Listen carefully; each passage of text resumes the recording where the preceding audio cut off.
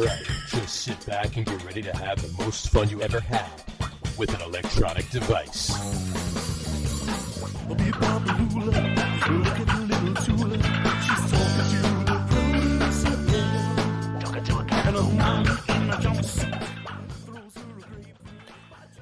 All right, everybody, welcome out to the Get On With It Sports Show. It is Wednesday, July the 19th, 2023. Jersey Johnny coming at you. With me, as always, is none other than Mr. RadioPete and Mr. Harry Lug Nutz. Say hello, gentlemen. Don't tell me what to do. Hi, everybody. Hi, hello. How are you? How are you on this fine evening? This fine midsummer evening. You know, I think better than Yankee and Mets fans. The dog days of summer, as they're called. The dog is the right term. Mm-hmm. Yes. Well, that's true. That yes, is true. Indeed. I don't know. It's kind of nice, I think, to not have to care about baseball here in New York. I agree. Well, that's only because your team is one of the top, 3 or 4 projected to go to the Super Bowl. So, yeah. Your football team, that is. Yeah. Well, no, I don't. But no, I'm just saying. For once, it's kind of pretty much over early. At least if you're. I mean, you don't have to worry about coming down to the wire and then winning your 100th game and losing the division lead on the same day, or watching a 3-game series blow your chances, or What you guys? I'm going to let you in. This is a Get On With It podcast exclusive. Okay. Brian Cashman will be gone as the Yankees GM. I will be taking his place. Role. All right. And I will be signing Shohei Ohtani to the New York Yankees, where he belongs. I will be hanging Josh Donaldson by his balls from a flagpole on Labor Day. Are they big enough to hold him and support him? Doesn't matter. We'll get something to support him, duct tape, something along those lines. Mm-hmm. And I am also the new batting coach. All right. And I have a bag of wrenches. GM, batting coach, and ball suspender. Yes. And anyone who doesn't get their batting average up over 240 gets a wrench thrown at them while they're batting. If you can dodge a wrench, you can hit a baseball. That's right. Yeah. So I'm gonna keep the wrench industry in business for the next, because that's gonna be a lot of wrenches. Yeah, I can imagine. It will be. Yeah, that's just for that one team. Well, that's the only team I really care about. But yeah. All right. Now that's baseball, folks. All right. What's next? Now, the Mets and the Yankees suck, and we're moving on. All right. Based on that, I'm gonna actually have a drink tonight. Haven't had one in a while on the show. I'm not even having a beer, as a matter of fact. This is not a beer. Is it a sparkling seltzer? White Claw? It's a White Claw. I'm having a White Claw. It's a nothing wrong with a White Claw. It's a cider, actually. It's a cider. Yeah, it's a from Burnt Mills Cidery, which is in I believe it's in Bedminster. Yeah, Bedminster. Jersey Blue. So it's a Jersey blueberry cider with Jersey blueberry. Fucking horrible. It's not super sweet. You have officially become bored that you. What has become of you? I had too much beer over the weekend and Monday and yesterday on the craft beer podcast, and there was one of these in there, and we picked them up over the weekend. But just wanted them, and it's actually I've had it before. It's actually not bad. It's a good cider. It's not super sweet. It's not ridiculously sweet. Does it pair well with blueberry? Blueberry, yes. Frankenberry, blueberry, yes. Very well, blueberry, yes. But I'm having the Jersey Blue because, I'm wearing Jersey Blue. You're wearing a New York Giants baseball shirt? I'm wearing a New York Football Giants baseball jersey. Right, exactly. And got a new cap going on there, too. But is that a segue into how horrible the Giants are doing this offseason? It's a segue into, I don't know whether it's football season, baseball season, whether I'm happy about football, upset about the Giants, pissed off at baseball, or if I'm just looking forward to spring training already and it's July. Yeah. That's pretty much an interesting time. I'll tell you what has captured me, and I do have the league pass with Major League Baseball, and I actually sat through that Yankees game last night, and I don't know why I do it, but I do. But the thing that I've watched the most is the NBA Summer League. Mm-hmm. Yeah, I've been watching a little of the NBA Summer League too.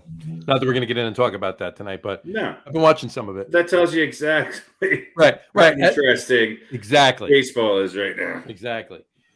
Case in There's just not enough pickleball on TV. Well, it's coming. I'll tell you what there is enough of on TV, and that is cornhole. Yeah. Now, when will they start building the cornhole pickleball courts together so that I know where to drive the dump truck that's lit on fire?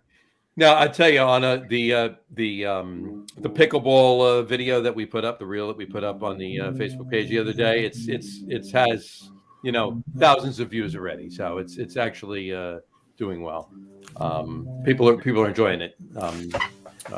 Yeah, well, I think the best comedy comes from truth. This is true. Yeah. That's very true. So we got some music for the background music tonight. I thought it was some manatees mating. Yeah. So it's so the boy is actually working this summer. He's at the school. We have a program for beginners, mostly middle school students who are either just starting or in their second year or whatever of playing an instrument, and so they get to go to one of the schools and they take lessons, and they have jazz band and orchestra and a couple of choruses or whatever. Right. And it's a really great program, and it's inexpensive and wonderful. So my son is teaching this year. Nice. And he's a teacher's assistant this year. It's his first year. Mm-hmm. And him and his friend of his are doing it, and lessons are from, I guess, 8 to 12 half-hour lessons for the kids. Mm-hmm. And then him and his friend have been going over to the intermediate band to play with them. But apparently there's not a lot of low instruments. There's no low brass in the intermediate band. Gotcha. So, and apparently the trombones were leaning a little heavily on Victor's guidance. Mm-hmm. And so she said, you know what? You're going to play the tuba. So she gave him a tuba and gave him some music, and that was about a week ago, I think, tomorrow. And he's been now plays the tuba with the intermediate band because they had no bari sax, no tuba, like no, I think, baritone, clarinet, or bassoon or anything. Gotcha. So now we get to hear him practice the tuba instead of the usual trombone. Well, there you go. Tuba's a good instrument. Yeah. Harry, you know anybody who played the tuba? No. So actually, Harry, if you need a trombonist or a tubist, I've had a trombonist. I've actually opened up for a band that was called Drums and Tuba. I did a show with drums and tuba. We were at the middle band, kind of opening up for two bands that night. The other band was a little-known gentleman at the time named Joe Bonamassa. Joe Bonamassa, yeah. Quite possibly the strangest show ever known to mankind. And it was quite delightful. Well, especially because, what was it called? Drums and what? Drums and tuba. They were on Ani. Drums and tuba. Was it actually a flute quartet? Which was yes, that's right. Really unusual. No, they were actually a drummer and a tuba player and a guitarist. That is strange. But anyway, look them up. Use your Googlers. Find your Spotifys and go listen to them. Drums and tuba. Use your Googlers. Yeah, Joe Bonamassa. Yeah. Or Bonamassa too. If you don't know who that is, then you've been. Joe Bonamassa. Don't worry about it. He doesn't need any of your money, but drums and tuba probably do. No. Yeah, I'm sure they could use it. Cool. All right. So, what do we really need to talk about with baseball? I'm done. I'll see you guys next week. All right. On that note, give Pete on the next show next week. Give Pete the win on the questions, and let's just see you guys in September. See you in September. Take the rest. I'll of the see you in September when something means something. Yeah. Means something. Well, all right. Well, there's a couple of things. Look. If everybody on ESPN could take 2 months off, why can't we? Well, they got fired. No. You guys are taking a little more than that. Even the ones that haven't gotten fired, there's. You think the regular crew is bad? Just watch ESPN in July. It is that's horrible. bad. That's horrible. This is why we need to step up. They might be looking for some cheap replacements. On that note, not that we're getting into football really quick, it's a couple things we'll talk about in baseball, but Good Morning Football on NFL Network. This was it's probably last Thursday or Friday. Again, all fill-ins, right? They had some of the regular crew on today, but all fill-ins last week. Do you know who? I guess probably one of the main fill-ins was. I have no idea. Ryan Leaf. Look, I just want to. This includes anybody that's on this podcast with me, hosting wise. Mm-hmm. If you in July, if you are in July, waking up and watching Good Morning Football, you have a problem. You have problems that need to be addressed. If you have resemble that remark. If you have a significant other, they are woefully neglected. Keep in mind. Okay, I'm not sitting at 9:30, 10 o'clock in the morning watching Good Morning Football. I know you this is at 7 a.m. No. This is at 7 a.m. Okay, it's 7 a.m. Even worse. I'm having a cup of coffee. I'm still waking up. Something's on the TV for half an hour. Even worse. The fact that you're watching Good Morning Football in July. Well, I mean, it says that you have a problem. Unless you're the defensive line coach of the Carolina Panthers, you should not be watching Good Morning Football. Only the defensive line coach of the Carolina Panthers. Well, because he needs nobody else.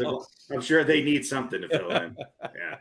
You know, the funny thing about Ryan Leaf, though, he was actually originally hired by Fox, but he refused to work for them. Really? Is that true? Yeah. He went, no. I was making I bet an NFL draft parallel joke. I bet Ryan Leaf is exactly Fox material. Yeah, exactly. All right. Well, a couple things baseball wise. Well, baseball. We're gonna go to baseball. Baseball. Well, see the diamond in the background. Okay. Anyway, no, I just wanted to bring up. Yesterday was the first time since 1894, not 1984, 1894. That 12 Major League Baseball teams scored in double digits on the same day. 12 Major League Baseball teams scored in double digits for the first time yesterday since 1894. I mean, that's got to be Joe Biden's fault or the shot clock. Oh, jeez. Pitch clock. It's the pitch right? clock. Yeah. I think it's global warming. Global warming, yeah. Slowing the ball down. Chicago Cubs. Chicago Cubs beat the Nationals 17-3. Arizona beat Atlanta 16-13. So there's three teams right there. San Francisco, the Mets, and Kansas City all scored 11. Cincinnati, the White Sox, and Detroit all scored 10. The Cleveland scored 10, so forth and so on. And then the Dodgers and the Orioles both scored. I'm sorry, the Dodgers and the Twins both scored 10. So 12 teams. And the Yankees had 2 hits and 1 run. The Yankees had 2 hits and 1 run on that day, right? Exactly. So, you know what? This is just to get into the Mets for a second. I don't want to belabor this because we all know how horrible their plan is. It's so ridiculous. But this is a microcosm of their season. The Mets. The bats finally come alive, and they score 11 runs, but yet they still had to hang on at the end of the game. But they won, and they're 6-4 in their last 10. Which last time I told you guys that they're gonna be playing, 600, 700 ball the rest of the way here. Look, it's gonna be tough for them to get back into it, but they've won six out of the last 10. If they keep that up, Your optimism is really refreshing. Yeah, it's very refreshing. If they keep that up, they might get close. Yeah, and still not make the playoffs. Hey, look, it's better than what they were playing. That is true. June was an abomination. Yeah, it was ridiculous. But yeah, no, it's the pitching. We know it, and the bats fall asleep from time to time. But it's the pitching. But I'm not going to get into it. That's what's going on with the Mets. The Yankees have their own problems. It's kind of the same thing. The bats. What bats? They're woeful. They're absolutely woeful. Here's the question with the Yankees. Okay, obviously, in years past, going back before Mr. Steinbrenner passed away, if the Yankees were 5-6 games above 500, two games out of the playoffs, Right. you could expect them to make 2, 3, maybe 4 significant moves before the trade deadline. And I just sit here going, they're not going to do a damn thing. They're not going to do a damn thing. And I blame their extreme patience and overconfidence in this vaunted farm prospects that they have, and their bargain bin Kohl's coupon shopping for aging veterans who they're overpaying and are just woeful. On Brian Cashman, he's got to be gone. If the Yankees do not make the playoffs this year, Cashman has to go. Now, would I like to see Boone go too? Sure. Boone's kind of I don't know. He's not even, he has nothing to do with it. No. It's on Brian Cashman. And beyond Brian Cashman, this is going to tell me if the Steinbrenner family really cares about this team or not. If Brian Cashman is not fired immediately after the season is over, or the moment the Yankees are eliminated from the playoffs, if he does not go out and get Shohei Ohtani and another 2 outfielders, then he's gone. He's got to be gone. All right. Well, I don't think that's going to happen. I don't think it's going to happen. Number one, I don't think he's going to get those guys, so he'll be gone. Yeah, and also, well, maybe he won't. Where are you playing Shohei Ohtani? Who gives a shit? Where are we going to play him? Oh, the Yankees don't need outfielders? Right now we got Stanton in right field loping around like a fucking Christmas tree. But that's my point. This is my point. This is my point. We got Aaron Judge who's hurt every other month. You have 3 DHs. That's my point. You have 3 DHs. Yeah, so you get rid of one of them. Yeah. You have to eat some contract, but you get rid of. You're getting rid of Judge? Who's the third? You're getting rid of Stanton. Judge is arguably the best outfielder. No, I understand that he is, but when he gets hurt, then he's DHing. Then he gets hurt, he doesn't play. Well, if the risk of injury in the outfield is there and prevalent, then he DHs. That's my point. If my problem is I have to find a place for Shohei Ohtani to play, and I got to juggle DHs, then that's fine. And yes, you'd rather have that problem, is what you're saying. And Stanton could go fuck himself. And who's the third one? Rizzo? Rizzo. Shohei Ohtani has hit 24 home runs since May 18th. All right, when he was tied with Rizzo for the number of home runs. Rizzo has hit none. Mm-hmm. Yeah, if you're bringing in Shohei Ohtani, you're bringing him in to DH and to pitch. And if you're even considering, well, maybe we have to put him somewhere else because of Giancarlo Stanton, then you should immediately be fired. He's an outfielder. Immediately fired. He can play the outfield. He doesn't have to DH. Why do you want to mess with the successful? You want to potentially fuck up what Shohei Ohtani does for Stanton? No. I'm not saying that. I didn't say that at all. Oh no, you mean Stanton can play the outfield? Yeah. What I said is that. Oh, okay. Is that get him here, and even if it's between Shohei Ohtani healthy playing DH or hurt Aaron Judge having to play DH, then I got Ohtani. Yeah. Yeah. Yeah. No, I thought you meant put Ohtani in the outfield so Stanton can DH. No. Oh, okay. All right. I misunderstood. What do you got? He'd be pitching every 5th day. He's not playing the outfield. Yeah. He's on a 6-man rotation. Ohtani. So yeah. No. Stanton can be benched. I'm not. I'd have no qualms about. Yeah, that's going to be a big contract to eat, but I don't care. Let him pinch hit in the playoffs. He'll probably he'll hit a couple of home runs probably too. Probably when it's 7-0. When they're winning when it's 7-2. Yeah. In the top of the 8th. Top of the 8th. Let me ask you a question now. What if Steve Cohen's money puts a hamper on the Yankees getting Shohei Ohtani? Look, if the Mets get him and they outbid him, and the Yankees really aggressively went after it, and he just chose the Mets, that's fine. But here's the point I'm going to make is whatever Cohen can offer him, the Yankees have the ability to match that. The Yankees, I also think, have better prospects to offer the Angels than the Mets do. Mm-hmm. So, well, that's the trade deadline.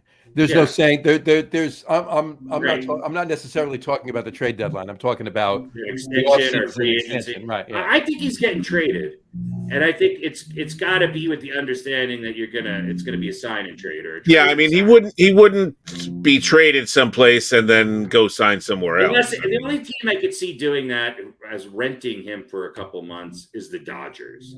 To be quite honest with you, Right. I could see him going to the Dodgers. It's an easy mix, and then if somebody really wants to get him, the Dodgers have been known to say there is a limit on some stuff, and they've been kind of smart about that.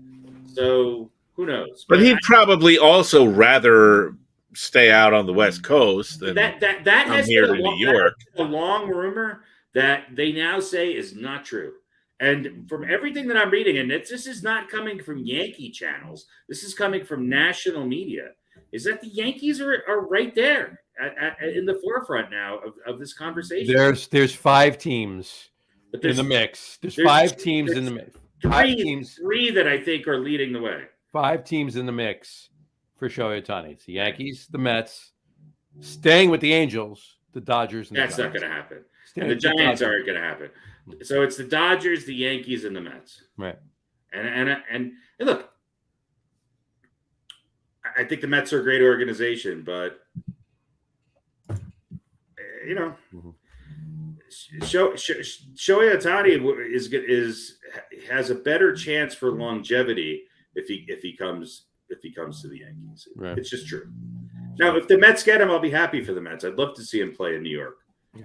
But the Yankees, and look, if the Angels want Volpe and Josh Donaldson's 3 kids and Gary Sanchez's old Mercedes-Benz that he left in the parking lot, give them whatever the fuck they want. These prospects the Oswaldo Peraza, the Oswaldo Cabreras, fuck them. Go. If that's what you want, then take them. Take the whole lot of them. I don't care. If you want Domingo Germán, take him. I don't care. Take him. Yeah. Take him. Right. Fair enough. Do you realize that the Yankees are in sole possession of last place in the American League East through 95, 96 games for the first time since 1990? And do you know that the Yankees would be 2 games in first place in the American League Central? Right. That's how that's a testament to how good the AL East is. Right. Tampa Bay has skid, which I didn't really foresee coming. And every team, with the exception of the Yankees in that division, is playing great ball. Boston's the hottest team in the last month of baseball. Yeah, Toronto and Baltimore are on fire. Mm-hmm. So what could happen is still going to happen. The Yankees are going to have to make some big moves in order to compete to get a playoff spot, because Houston's playing good ball again. And if they're going to do anything in the playoffs, it's going to be way harder this year. Every team, with the exception of Houston, that was in the playoffs for the American League last year, is better. Yeah. Yeah. And I don't want to face Houston, not with the postseason experience that they have and the pitching that they have.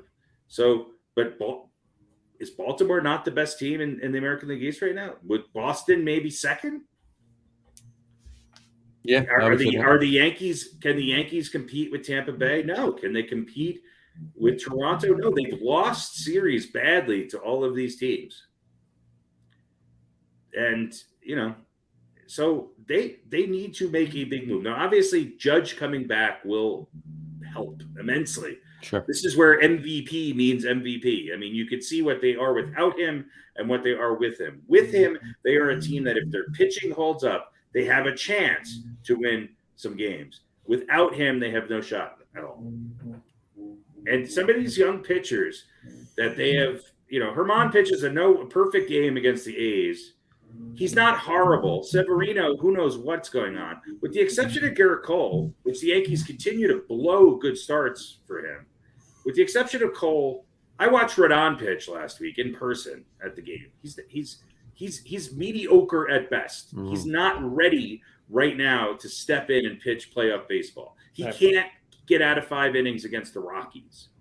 So There seems to be a lot of that all over baseball too. And I watch Yeah. with the Mets and I watch with a lot of the teams. Starting pitching very, very infrequently. Only really, let's put it this way. It hasn't been anywhere near as often as it should be starting pitching going deeper into games. It's 5 innings seems to be the norm, and then you need 4 innings of relief. And look, I think pitching, when you have a modicum of hitting or really good hitting, it's easier to be a pitching staff. For the Yankees, it's debilitating because, they'll get a good start out of Cole. They'll get a good start out of Clark Schmidt. They'll get a decent start out of Sevy. And then they'll have to use 5 relievers, which I don't believe in with the way in which Boone uses his pitching staff. Right. And one of them comes in and bam, it takes one pitch for them to that sliver of error, of margin of error is gone. And so now Garrett Cole's 1 run, 6 inning start, which is all you can really ask for from an ace right these days, right? You guys, if you guys got 6 innings and 1 run out of Scherzer or Verlander, would you be happy with that? Yeah. So, but it seems like the 7th and 8th innings are just catastrophic. And the Yankees don't have a closer. They don't have a closer. You can play this game all you want that Clay Holmes is the Yankees closer. They don't have a closer. But they still have a chance. They still have a chance to make it into the playoffs. This is very true. And if they're going to start just folding up shop, then Right. All right. On that note, I'm pretty much I'm pretty much over baseball, let alone done with it. More or less, yeah. Well, let me ask real quick question. 30 seconds. Do you think the Mets make any significant moves at the trade deadline? You don't even need to elaborate on it. Just, do you think they will, or do you think they're going to? I honestly don't. I honestly think that they're waiting. I honestly think that they're not, haven't decided. No. Oh, okay. I honestly think that they're waiting like another week. Yeah. Just to see if they go, over the next 7 games, they go 6-1. Yeah. Because what are they, 9 games out of the last wild card spot right now? They are, 8.5. Above 8. They're 8 games out of 8. They were 13. They were. Yeah. So if they make at that pace, if they all of a sudden can be 5 games out by this time next week, then this time next week they're 4 or 5 games out. I think they make some moves. If they're not, 6. I don't. Right. So I think if they go anything 500 or greater, they stand pat. Yeah. I think they believe that this team is good enough. Oh, okay, I got you. If they go 5-5 over their next 10 or better, I think they'll stand pat. If they go less than that, then they go out and get something. Then they might go out and make a move. But okay, so they're still fighting, is what you think? But barely. Okay, right. I think they think this team is good enough. And now, if they go 2-8, then yeah, I think they'll go. Okay, we have to do something. But I think another week of 500 ball, and they'll go, yeah, we just need to come around a little bit more, which I think is a mistake on their part. But here's the other thing I am going to say, and we could talk about this another time in some more detail. I think the lifespan for a baseball player is 3 to 4 years now. It's crazy. That's it. It's crazy. That's it. And then you're a shell of yourself. I never remembered players who played 15, 16 years having such disparity between their good years, and they never had horrible years like this. No. It's just, it is amazing how quickly these guys can lose any ability to put a bat on a ball, or even remember how to catch a ball or where a cutoff throw is. Yeah. Or maybe they had like a really good year or a couple of really good years, but then they sort of went back to where they were before. They didn't fall off the cliff. They always have good years on contract years. So maybe every year should be a contract year. Mm-hmm. Which leads us into another discussion. So let me bring this up. Just a little, I don't want to say light at the end of the tunnel, but a little bit of light. a lighter conversation, if you will, a better, happier conversation. Yeah, this is happy. This just means that I could spend more time No. watching strange YouTube documentaries. Right. Well, that too. But I was going to say, as far as the Mets go, for both of you, I'll ask both of you this question. You both can answer it. Has Francisco Alvarez met or exceeded your expectations of him this season? Oh, he's far exceeded it. Pete? Far exceeded. Yeah, exceeded. Yeah. He is right now. I think he has 19 home runs. If he's number 2 for catcher, most home runs by a catcher in rookie catcher in history. I believe that's what it is. Johnny Bench has 26. I guess that was 1969. If he hits another 8 home runs, he'll have the rookie record for a catcher in all of Major League Baseball. So, but he's doing well, and his defense is great. I mean, he was definitely one. That's what the big surprise is, right? We all knew he could hit the ball. I mean, he's exceeded expectations. Well, that was what everybody talked about. His defense is not ready. His defense isn't ready. Yeah, looks pretty ready to me. Well, the pitchers seem happy, and that's Well, let me ask you guys this. This might be an obvious question, but between the Mets and the Yankees, which team is built worse? The Yankees, who cannot do anything without, albeit an incredible player and a superstar in Aaron Judge, or the Mets, who have all their pieces, right? They have Alonso, they have Lindor, they have a rookie catcher who's exceeding expectations. They've got last year's batting champion in McNeil, and yet they still can't get it done. So which team is built worse? That's the easy. Team that can do nothing without their superstar, or the team that just isn't getting it done with all the pieces that they expect? And when they do get it done, the pitching screws up. Well, right. This is easy. This is easy. It's no brainer. I said it might be easy. The Mets, from top to bottom, with the exception of Aaron Judge and maybe Garrett Cole, but I'm going to preface all that in a second. If you take it position by position, they're a better team. The Mets are far better. Now, you could say, okay, the Yankees had a couple bright spots last year, and Harrison Bader, he's tanked. Jose Trevino, he's not even playing as much anymore. Higashioka's is there every game I turn around. Now, I know some of that's injury related, but some of that's also performance related. Okay, Donaldson, LeMahieu are struggling mightily. Rizzo is useless. I mean, at every position, the Mets are better. Now, you have Garrett Cole, and the Yankees pitching overall statistically is a little better. They're starting to, what did we say in the beginning of the year? The overuse of the bullpen is going to kill the Yankees because they're going to start to fade, and they're already fading, and it's July. So I think that the starting pitching of the Mets, when you have a Verlander and a Scherzer on there, if I wanted to take those two as opposed to Garrett Cole and Carlos Rodon and maybe Luis Severino, then the Mets starting pitching is even better, and that is important in the playoffs. So I think that overall, the Mets have a much better team. I think they're better defensively. I think they're better offensively. I think there's less variables for them to worry about. I know that, okay, McNeil numbers might drop a little bit, but I know he's not going to fall off the edge of the earth. Okay. I know that they're going to get production out of their power hitters no matter what. Sure. What's his name at shortstop has not lived up to what all the hype that you expected him to, but he's not hitting 140. So I think the Mets are a much better team. Aaron Judge is one of 3 players in Major League Baseball who is a game changer. But what I also said that the Yankees can't do is they can't sign Judge, take a big sigh of relief and say, oh, we did it. We got Judge. Because lo and behold, here we are again with Aaron Judge on the sidelines. And look, I love Aaron Judge. I think he's great. But he's injury prone, and it's only going to get worse. So the Mets are a better team. The Mets are a better team. And look, I think at the end of the year, if the Mets can finally make a run here, I think they have a better chance of winning in the playoffs than the Yankees do. Fair enough.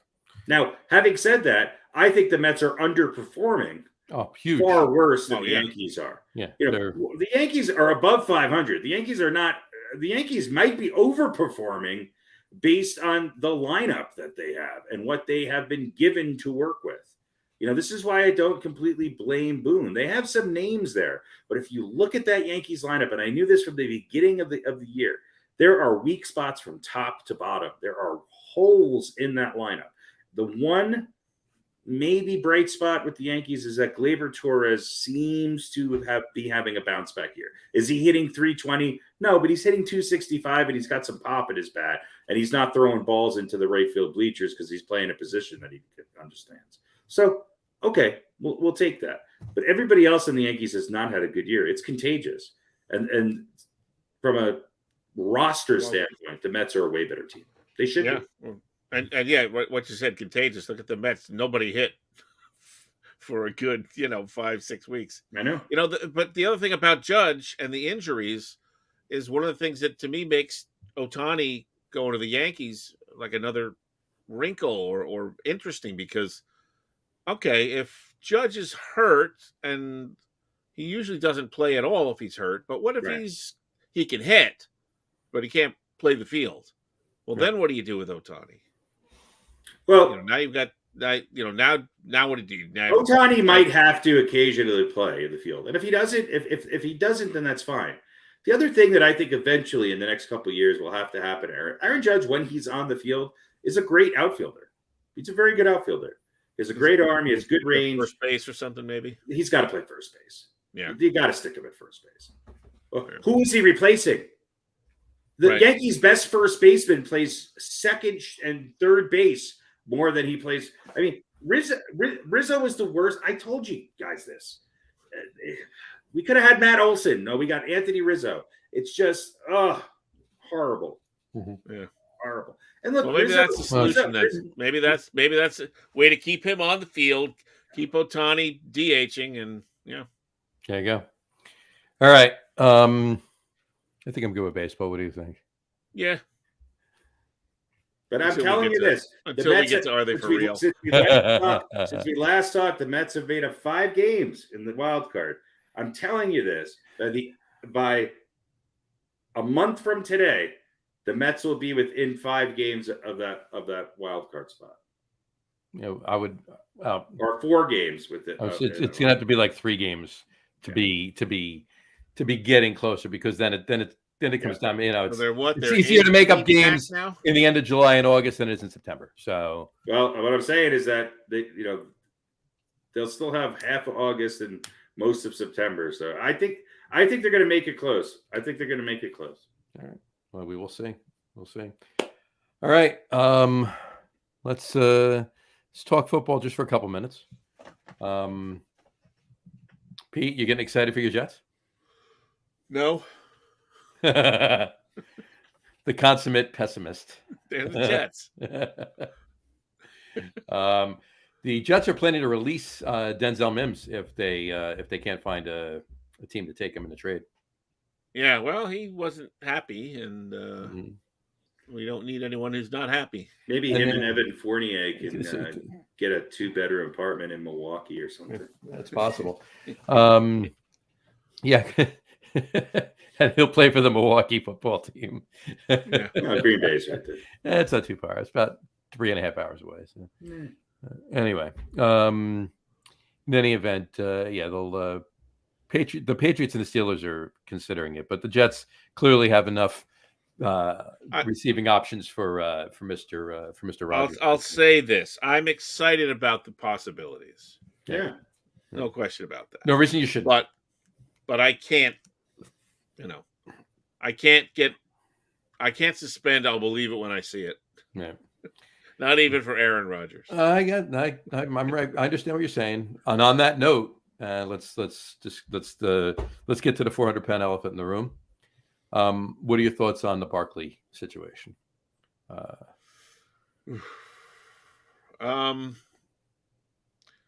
Look, this is the.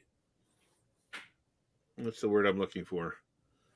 The absolute epitome of the devaluation of the running back, right? That's all it's about. Yeah, that's what it is. It's economics, and to be honest, I think it's completely unfair to Saquon Barkley, and he has done everything that he's supposed to do, right? I mean, when he's been healthy. Okay. Didn't he have a really good year last year? Didn't he have a lot of all-purpose yards? Saquon Barkley. Didn't that offense really need him? Here's a reality check. As much as Daniel Jones exploded into a great quarterback. We can't conflate the two. The problem the Giants made is overpaying Daniel Jones. The problem the Giants made is paying Daniel Jones at all. Saquon Barkley has made $643,600 per game he has played in the NFL with the Giants since he first came in the league. $643,600 and some change per game. Mm-hmm. Okay, so I'm saying he deserves more. He's done what he's supposed to do. He deserves $1 million. He deserves more. He absolutely does. Does he?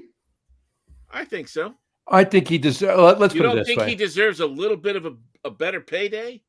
He's making $10 million. What does he deserve? 20? No, 30? They were apparently 40? Apparently, they were $2 million off. They weren't budging $2 million north, and Barkley wasn't budging $2 million south. So Daniel Jones got $40 million for how many years? 3. Okay. So that's what he's looking at. He wants to be within striking range of. So the Giants shot themselves in the foot by giving up on trying to trade or draft another quarterback and sticking with Daniel Jones. And what it's going to do is it's either going to lose Barkley or he's going to sit out till at least the third or fourth game of the season, and they're going to lose him. Let me tell you something. He's not. I've read so many reports and so many blogs and everything else that he's thinking about sitting out the season. He's going to pull Le'Veon Bell. He's going to do this, but Barkley's not sitting out the season. It's not going to happen. 1, he's not that type of guy. 2, he's not going to do that because the fan base will turn on him like that. He doesn't give a shit. He wants money. Yeah, but and if he wants money, do you think he cares where he plays? If he sits out, no. But if he sits out, if he does sit out, it's not because he's making a statement and he's going to wait for a bigger contract from somebody else next year, which he's not going to get. Okay, that's number 1. It's because he's worried about getting injured before he gets that contract. That's the only reason. It's about money. He wants guaranteed money. Right. That's what all of these guys want. The devaluing of the running back position is it's also the way. Also the way the contracts are structured. Of course, but let me tell you this right now. Right now, you talk about the devaluing of the running back position. The average salary for an NFL running back in 2023 is $1.81 million. Yeah, it's less than kickers. Okay. Thank you for Thunder Sealer. That's where I was going. Well, we got to get on with it. Spoiler. $2.26 million a year is the average salary for kickers. So it's literally it's almost $500,000 more a year for kickers than for running backs is the average salary. It's a shame.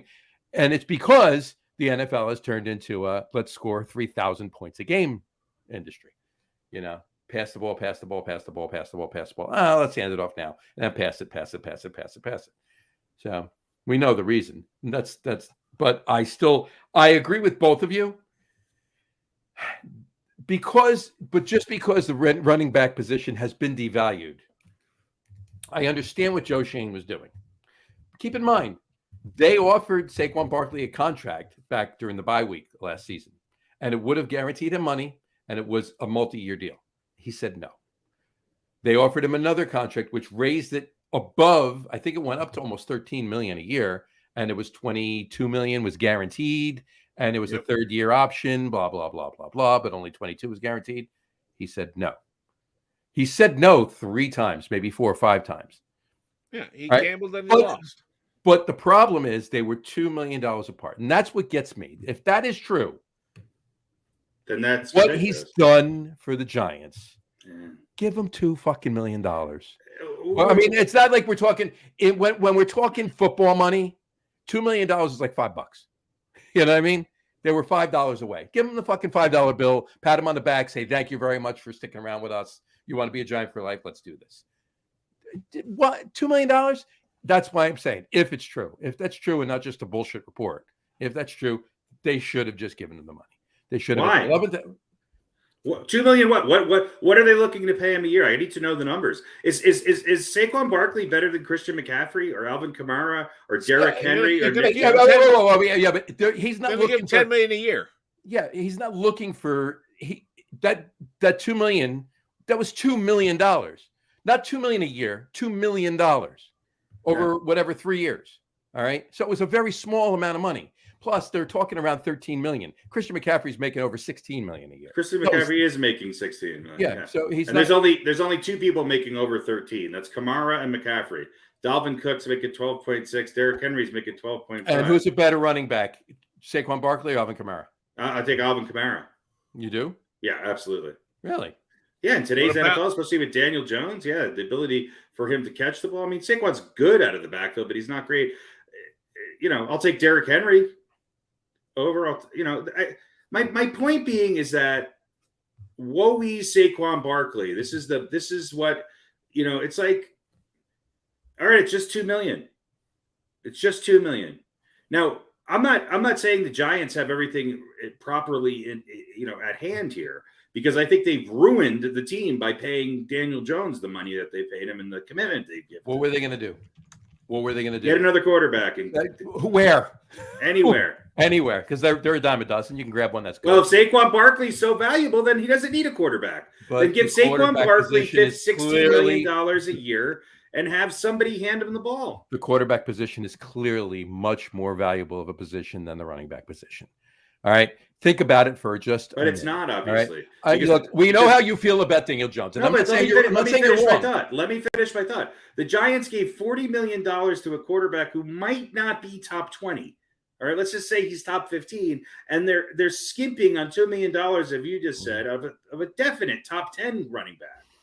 So it's because they know Jones is going to be there in 3 years, upright and vertical, for the most part playing, and we don't know that about Saquon Barkley. I understand. I get you. I'm agreeing with that. Yeah. But the bottom line with Daniel Jones, and I've read plenty of this too. Oh, you gave Daniel Jones all the money. That's why you can't give Barkley the money. No. Because there's structured contracts. They didn't not pay Barkley because they gave Daniel Jones the money. I understand. One had nothing to do with the other. Right. What I'm saying is that's what Barkley is looking at. Right. He's looking at Daniel Jones and who he is, and relative to what he's getting paid, and how good Barkley is compared to his contemporaries. Well, my argument that I made and I'm making is this, and I'll put this out there, and then I'm done with this conversation. With my part of the conversation, you can have at it. If Saquon Barkley doesn't play, the Giants can go out and sign Dalvin Cook. The Giants can go out and sign Kareem Hunt. The Giants could even, they can add Zeke Elliott. I don't think they should do that, but they have options. Plus, they have Matt Breida. They have the running back that they drafted. They have other options at running back. And the way this team played last year, okay, Barkley was a big part of it, but these guys Breida was a decent part of it too, okay? If Daniel Jones didn't get paid, okay, Tyrod Taylor was going to come in and do what Daniel Jones did last year? And there wasn't anybody else that they could just pick up and plug in that position that would do, even if he's not a top 20 quarterback, what he did last year with what he had to work with. There's not many people that could come in and do that on this team.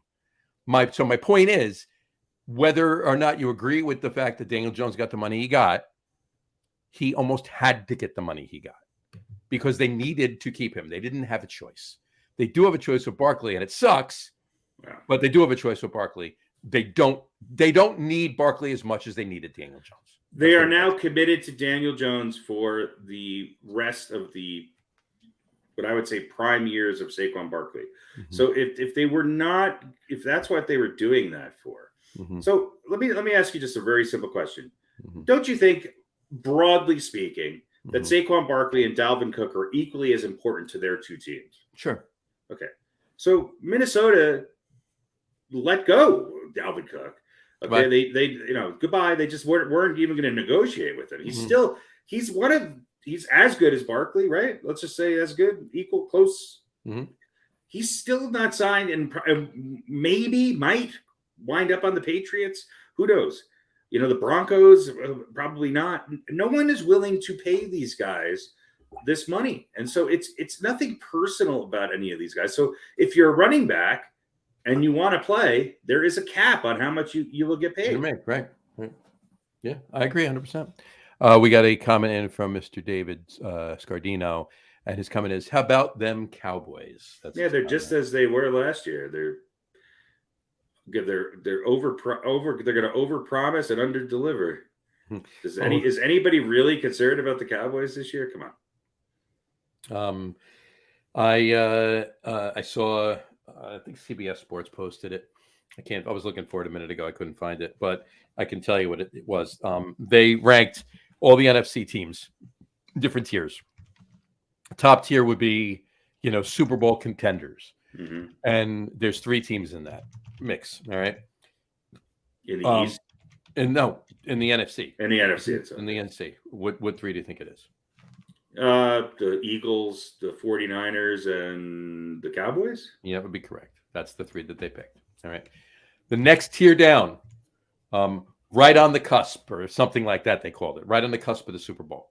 All right. Right there. Just next tier down. 3 teams. What 3 teams you think they picked? The Rams, the Giants, and the Vikings? You got one of them right. The Giants? Giants. The Rams are going to bounce back this year, by the way. The other 2 on the cusp, I'm trying to think of the Seahawks. Seahawks is the second one, and the third one. Dave, if you're still commenting it's got to be another NFC East team. Hold on, he got it right. The Lions, yeah.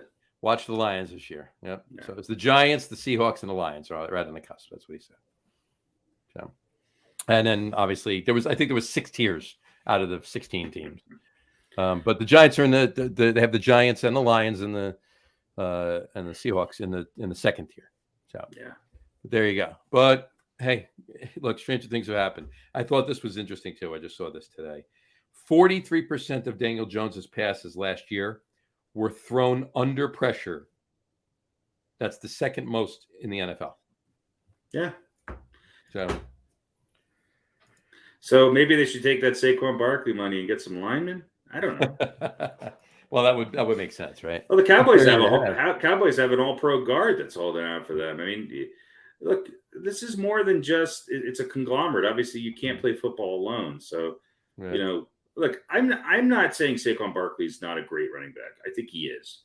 The problem is that with Daniel Jones, with Saquon Barkley, and with the team that the Giants have, which, let's face it, for all intents and purposes, is the team they had last year. Mm-hmm. They didn't have any major additions in the offseason. Am I wrong? They think they've got a pretty good all-pro tight end. Well, he was when was he last all-pro? 2 years ago. Was it? I thought it was 4 years ago. It was 2 years ago. Yeah. He hurt some of last year. Yeah. Okay. So, I'll give you that. So, but is that a game changer? No. Ish. Not night and day, but helps. My point being is that there's a cap on how far the Giants can go, especially with the Eagles playing the way they are, being in their division. And look, Dallas has to be better than they were last year. They have to be. I mean, they have so much talent that it's going to be tough. And Washington is going to be better than they were last year too. So it's a tough division. The NFC, you could say all you want about the rest of the competition. I agree with the assessment. I think the Giants are right there in that 3rd, 4th, 5th position, but I don't think they're going to get in that top 2 with the talent that they have. No, I don't think so. But we'll see. I mean, it's who knows. We'll see what happens. That's why they play the games, as Chris Berman says, right? I got one question. I got one question for Dave, who's still watching. Who's the worst player on the Cowboys? I want to see what he says. I have a feeling I know what he's going to say, but Dave, who's the worst player on the Cowboys? Waiting patiently for his comment. Hopefully he's typing right now. We're either that. There we go. All right. Pete, you're a pseudo Cowboys fan. Who's the worst Cowboys? Dak.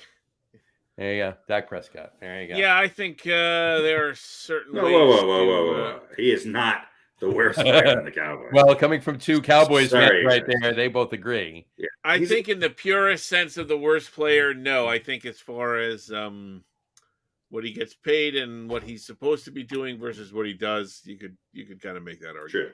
Mm-hmm. He's the new Tony Romo. Well, I mean, Yeah, only not as good. Only not as good. But people said the same thing about Romo for years and years and years. You know? Yeah.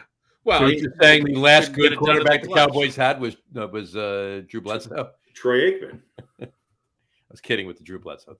Yeah, I mean, look, if you ask Cowboy fans, they've only had two quarterbacks worth anything. Roger Staubach and Troy Aikman. Yeah, those are the only guys who brought him a Super Bowl win. You know, and they're not wrong when you talk about upper echelon quarterbacks. Yeah, but you know, would I rather go into the season with Dak Prescott than many others?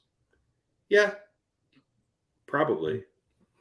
But then when you get to the playoffs, what do you want to do? Depends. You know, what are my options? Colt McCoy. If it's Joe Burrow, then it's a no-brainer. But if it's well, no, somebody that the Cowboys can sign. Joe Burrow ain't going anywhere from Cincinnati. Well, you know what I mean. Yeah, you know what I mean. Anyway, all right. Well, enough about that. Well, you know what? It's going to shape up to be a good season. We'll do an NFL kickoff show where it's all NFL soon enough, probably sometime next month, and we'll touch on a lot more. But that's the nuts and bolts of it. Jets reported today. Jets camp started today. Rookies and veterans. Rookies and senior citizens. Rookies and senior citizens today. Giants are next week. Yeah, and before you know it, we'll be talking. Before you know it, we'll be doing beaten by the coin again. So, and the Jets are on Hard Knocks this year too. Jets are on Hard Knocks. And now let me ask you that really quick. Roger's complaining about that. Well, yeah, but they forced the Jets to do it. They didn't want to do it, but the Goodell said, "You're doing this." Do you agree with that? Should they been able to force them to do it? If you pay me the amount of money that these guys get, I fucking, run through fire at the end of the night and with firecrackers up my ass. Well, who does Hard Knocks? It's shit. HBO, right? HBO, yeah. Yeah. So why should? Well, because the NFL, a cable channel. If it was the NFL Films or something doing it, then I would say, yeah, you might have even less people watching. But me at 7:00 in the morning. So. But you might be able to see now. You'll have something else to watch at 7:00 in the morning. Rerun of Hard Knocks instead of Good Morning. I mean, look. Yeah, who watches Hard Knocks? I mean, it's like I don't even watch that. I can't find it. I've never watched. But my point is, they should just turn it into a daily TikTok of Aaron Rodgers complaining about Hard Knocks. If it was an NFL joint, that'd be great. If it was an NFL joint, then I could say, all right, well, yeah, I guess maybe you could force them to do it. But it's HBO, so I don't understand. Why Roger Goodell has the NFL is getting even do that. $2 from HBO to do. Remember the last time the Jets were on Hard Knocks and Rex Ryan got in a car and drove to the owner's house to make him. Was it Revis that he made him try to work out a deal with? It was somebody who was holding it. Yeah, Revis was holding it. 2010 it was Revis, yeah. Dave Scardino says shouldn't be forced. I agree. Yeah. No, I agree. They shouldn't be. They shouldn't be. So, all right. My point being is that complaining that there's cameras on the field, it's just like, come on. No, I got you. That's true though. All right, we have a Are They For Real? We do have an Are They For Real? Let's do it. What is real? What is real? Like how do you define covered? Real? If you're talking about what you can feel, what you can smell, what you can taste and see, then real is simply electrical signals interpreted by your brain. Pretty sure none of that's real. You're not real. For real, for real, for real. Yeah. Are you for real? For real? For real? For real? Are they for real? What is real? All right, as I started to say, I think we've kind of covered a lot of this already with our extensive baseball talk, but it is another baseball edition of Are They For Real? Ooh, but we have a couple of different things going on now. Nice. So first up, are they for real? And as you know, in this segment, that question can mean a lot of different things. So first up, it will mean buyers or sellers. Oh, If they okay. are for real, they will be buyers Okay. or before the trading deadline. If they are Mhm. not for real, they will be sellers. Mhm. All We have right. 2 American League teams. One will be the Yankees. Mhm. The Yankees for real. Will they be buyers? Will they make moves to try and get themselves back into it? I'm going to say no. Harry, I'll I go- think you already said They have to. If they don't, they then, have to. then they can go fuck. Oh no. He's right. They have to. They won't. That's what. You might be right. We might both be right, unfortunately. Yeah, that would be interesting. Right. All right. The other team, we talked about one of their players quite extensively, is the Angels. Mhm. What do the Angels do? Do they hang on to Ohtani and get nothing for him when he leaves at the end of the season, but at least maybe they'll have a shot at something? Or do they say, let's get everything we can for him, and I would say we'll start all over, but they're never really particularly good at, doing anything anyway. So are they buyers or sellers? Are they for real or not? Oh, they're at 500 right now. So if they keep playing, if they go up, if they're like a 2 or 3 or 4 games over 500 by the time we get to the deadline, I don't think they sell. I They're think selling. they're- I mean, they're 5 games. They're 5 games out of the wild card right now. Ohtani's gone because So they they are can't. not They for real. can't. They can't afford to not get anything for him.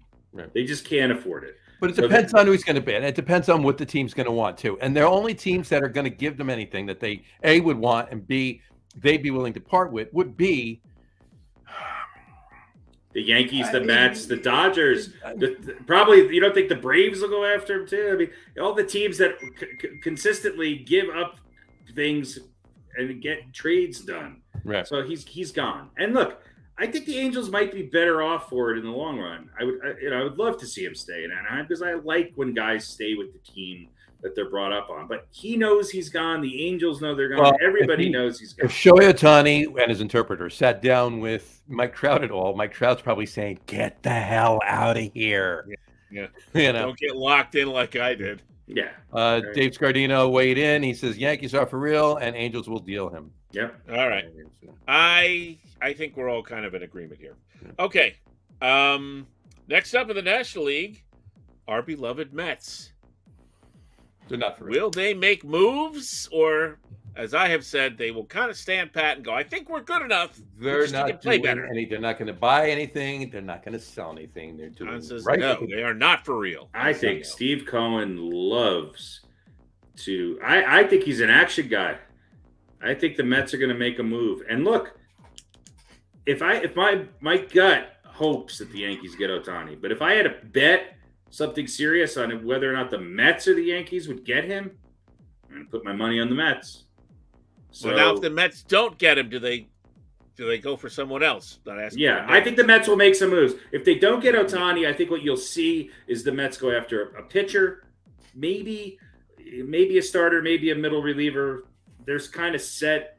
They're doing okay closing wise, but who knows? They're going to bolster their pitching staff if they're getting. I think the Mets are going to continue to move, and I think they're going to do something.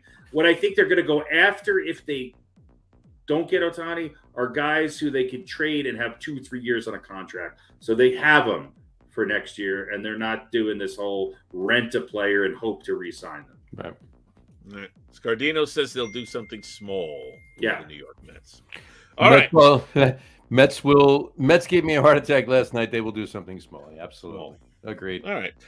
Last up, this might be the easiest of these 4. No, probably not. The San Diego Padres, my favorite West Coast team. 7.5 out of the wild card. All that talent, all that money, not getting it done. And obviously, I've been looking at the rest of that division, and Arizona's fallen off a little bit. The Dodgers are back in first, so all is kind of right with the world in that sense.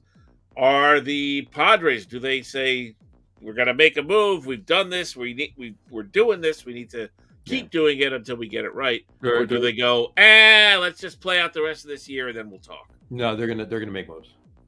Padres will. Padres so will they're move. for real. I don't think They're the going for Padres are able to make a major move. I think if they make a move, it's going to be minor.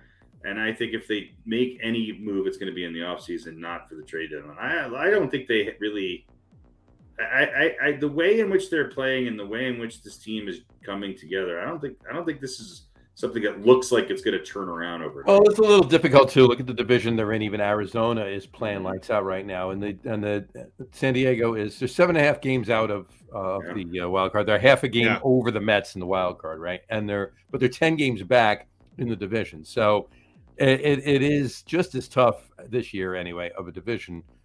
So San Diego is pretty much right in the same position as the Mets are in, really. I mean, they're basically the Mets, the San Diego Mets, right now. And the reason why I think it's going to be harder for the Padres to do something major is because those pitchers, those guys that are available, you got a lot of teams in the National League who, if it's not a major deal, are going to be in the running. You're talking the Giants, the Diamondbacks, the Phillies, the Marlins, the Reds, the Cubs, the Mets, even the Cardinals. Maybe you're going to see them try to make some moves. So there's going to be a lot more competition there. Right. And I think it's going to push the pot. One of those teams might be willing to overpay or overcommit to one person, whereas the Padres are going to be looking at all this stuff, and they might just say, hey, look, we can get something better in the offseason, which has been their trademark over the years. Now, last year they got Soto at the trade deadline, right? Right. So, I wouldn't be surprised, but I don't know. I don't think you're going to see anything. Hard for them. It's going to be hard for them to take on any more payroll. I agree. I don't think it's going to be anything big. Yeah. I don't think it's going to be anything big. Yeah. All right. Dave agrees with Harry, and he also said his son is officially a San Diego State University Aztec now, so he's a Padres fan now. Welcome, David. There you go. Welcome. And he says, not sure if they will do something. Prepare to be disappointed. There you go. That's a hard place to go to school. Yeah, it's like Bismarck. It's just miserable. So that's part of Bismarck, only warmer. Only Bismarck, only warmer. Just a little. And it's still California though, so it's fun. Well, what I'm saying is that there might not be a nicer place on this continent to live than San Diego. Right.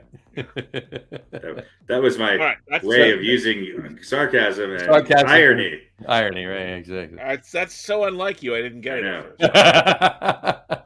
All right, that's part one of Are They For Real? Part two, we're going to talk about the home run race. It's Ohtani with 35, and the guy that the Yankees didn't get, Matt Olson with 30. Mm-hmm. Maybe you want to put Mookie Betts or Luis Robert in that list, but I'm only talking about Ohtani and Matt Olson. Who's going to win? Who's for real? Oh, Ohtani, okay. Oh, absolutely. Ohtani. Yeah, I mean, look, he's just coming out of the gate after the All-Star game. He's on fire. Now, let's talk RBIs. Garcia, Adolis with 80, Matt Olson 77, Ohtani 76, Nosh Taylor from Cleveland 75, and I'll put Devers in there at 73. That's only 7 back. I like, and you know what? I'll put Arenado in there at 72. Right, Arenado's having a great year. Yeah. Bounce back. So give me two. Give me two that are for real here. I think Ohtani's real. No matter what he does, if you could say, "Hey, who's going to win the Top Chef this year?" I'll take Ohtani. He's going to get the job at Hell's Kitchen. Absolutely. Yeah. He might win NFL MVP this year. I think you will, actually. Who the hell knows? I think Olsen and Ohtani. I think Olsen is on the right team and is going to – the way in which Atlanta can manufacture runs, I think he's going to be put in a position to have better opportunities. I think Ohtani will probably convert RBIs at a higher rate than Olsen, but I think Olsen will wind up with more RBIs at the end of the year. I have to agree, but don't overlook. I know he's number one right now, but don't overlook Adolis Garcia. Yeah, Texas scores a bunch of runs, he's stabilized a little bit. It's. But here's the thing about Garcia: 24 home runs. He's only got 38 walks. Olsen and Ohtani both over 50, and 105 strikeouts. So he's not getting walked as much.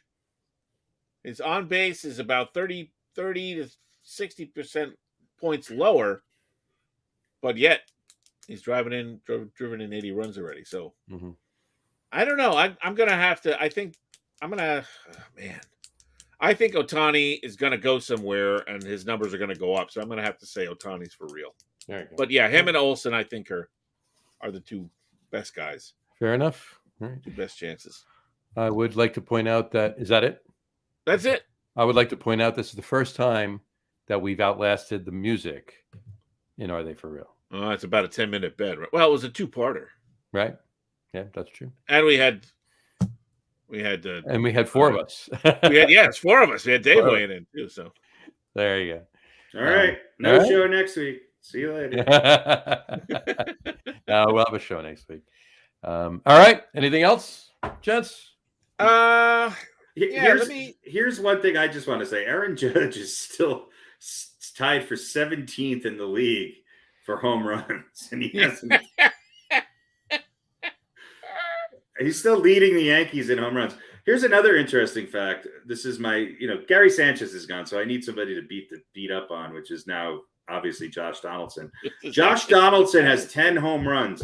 Guess how many hits Josh Donaldson has this year? 11. 15. 11 would be way better. Yeah. So feast or famine by definition. Obviously. Well, it's mostly famine, but when he gets a scrap, it's a steak. There you go. Yeah, all right. No, that's all I got. All right. Sounds like a plan. All right, folks. On that note, we will wrap the show for today. We want to thank everybody for watching. And for those of you just listening to the audio podcast, thank you for listening. Don't forget to visit our website, www.getonwithitpodcast.com. That's getonwithitpodcast.com. And please remember, like us and follow us on all of our social media, Facebook, Twitter, and Instagram. Just search for the Get On With It podcast. And, of course, all of our shows are available on YouTube as well on the Logger Room channel. Remember, we go live with a video podcast on both Facebook and YouTube every Wednesday night around 7:30 p.m. Eastern Time. And for those of you who just want to listen to the audio podcast, you can do so on Apple Podcasts, Spotify, TuneIn, Stitcher, Google Podcasts, Amazon Music Podcast, and iHeartRadio as well. And if you haven't done so already, please subscribe to one or more of those feeds, and you will never miss a show. Again, thanks for following along with us, folks. Have a wonderful rest of your week. Have a great weekend. Watch a lot of sports, and we'll see you next week, folks. Take care. Cheers. Hey, if Sabrina Ionescu and Stephen Curry have a 3-point contest, who do you like? Sabrina. She just beat his record. Yeah. I think she made 37 out of 40 points, and that was in the final round too. So she's clutch. Yep.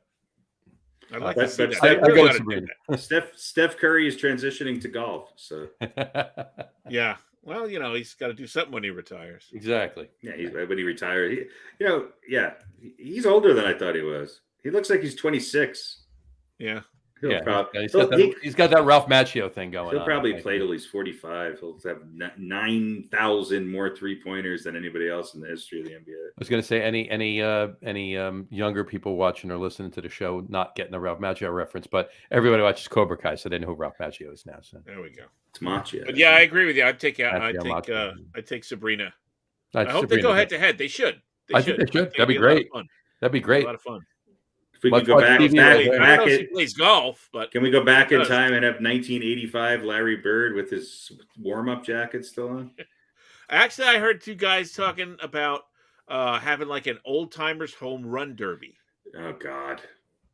And I was like, I don't think I want to see that. Somebody's going to get hurt taking this. Somebody's going to get hurt, and there's going to be like 1 or 2 home runs. What is it, a T-ball? Well, the point I think was on PTI. Are they going to put like fences in the middle of the outfield? So maybe like they did for the Bad News Bears, right? Right. When they went to the Astrodome, right? They had But what they were saying is, after 20 swings, you want to see these guys that have been retired for 15 years or whatever, they're going to get tired. They're not going to be able to keep hitting. I'll tell you this, though, okay?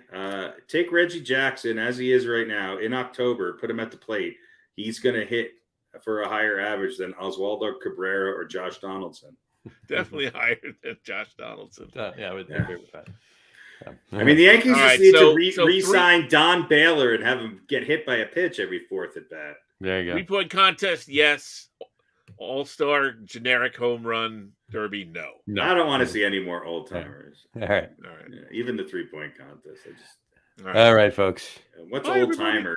I mean, unless it's 90-year-olds, and then I'm all for it. Let me hit off a tee. Yeah, There's no pitching. Then they hit out their teeth. Did you say? That's right.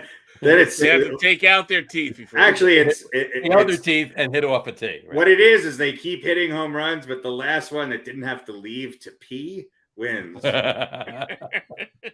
Well, the event's gonna be sponsored by Depends. It I had don't think nothing- anybody's leaving to pee. Yeah, you can't. That's an performance enhancing. They might pause to Product, pee. But they're not leaving to pee. Right. Yeah, I heard Griffey's on Flomax. That's right. Well, Frank Thomas is pumping more fucking bullshit through his body than ever before. That guy might be able to come back and hit home runs with his dick. And on that note, folks, have a wonderful rest of your week. And we'll talk to you next week. See you in Goodbye. 7 days, maybe. Oh, that was the way to end. That's perfect. There you go.